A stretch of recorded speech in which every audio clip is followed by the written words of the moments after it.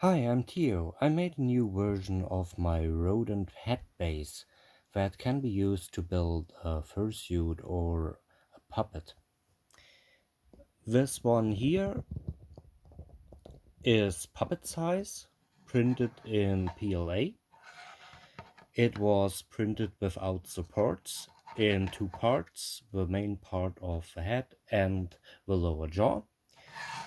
The lower jaw is attached with two pegs on either side. Those are hand formed with black morph. I do not make 3D printed parts here because PLA on black morph moves much smoother than PLA on PLA. So if you want to print this head, you can get the files on Thingiverse. And if you do, please show me what you made. I always like to see the results of other people's work with my models.